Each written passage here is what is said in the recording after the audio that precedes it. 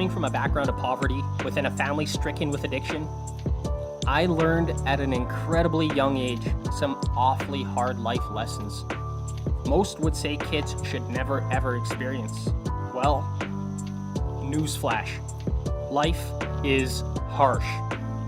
And now as I look back at those life values I learned through those struggles, I would argue that it was those experiences as a young child that shaped my mind so that I can now look at the world without blinders on.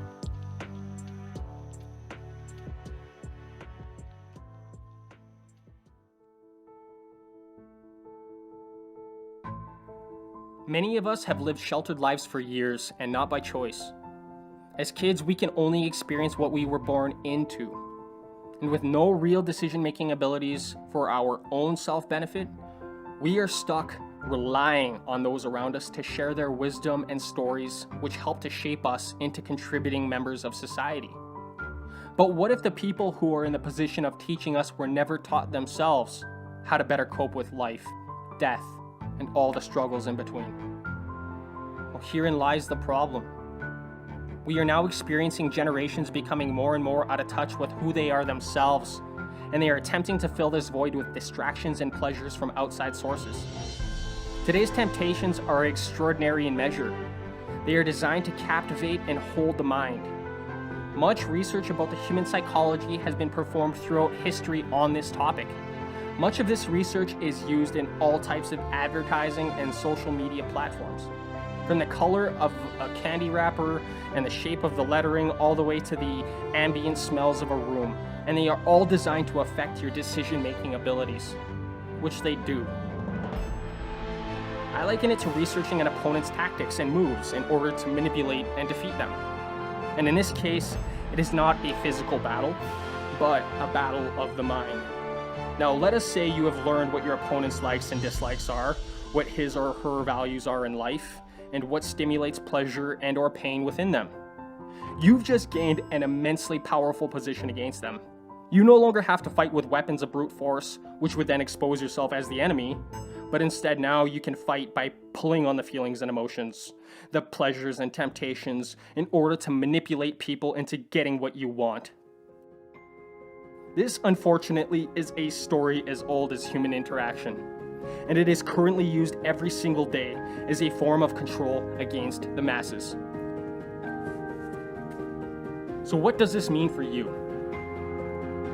I think that it was really quite obvious that this system doesn't have your actual best self-interest and growth in mind. So what it really means is self-education. Educate yourself on psychology, the brain's biology, and the human subconscious mind. Because video gaming, drugs, and alcohol, Facebook, Tinder, and Instagram are all perfectly designed pleasure givers. And if you don't have the understanding of how the human machine operates mentally, you will waste a lifetime filling that internal void with all the temptations and pleasures just for a few moments of temporary relief from reality. Self-education is the only way, as our schooling systems are letting generations down. We are not taught how to better cope with our thoughts and emotions or how to control them through our years of schooling, which are our most developmental and influenced years. We are alternatively taught a ton of useless information that becomes redundant over the span of a lifetime. Our parents were not taught how to cope with their emotions and thoughts through failed education, so they could not teach us how to either. And now we are raising the next generation in the exact same manner, but with the added twist of gratuitous social media usage, accessible with a touch of a finger. Distractions are at an all-time high, and people feel more lost than ever before. When you have better equipped yourself with usable information through self-education, you can now execute on that information. Like, would it not be wonderful to choose how you feel instead of being like a leaf in the wind, emotions blowing whichever way life's twists and turns take you? Wouldn't it be awesome to not get angry in traffic or to not have that constant urge to check on your phone?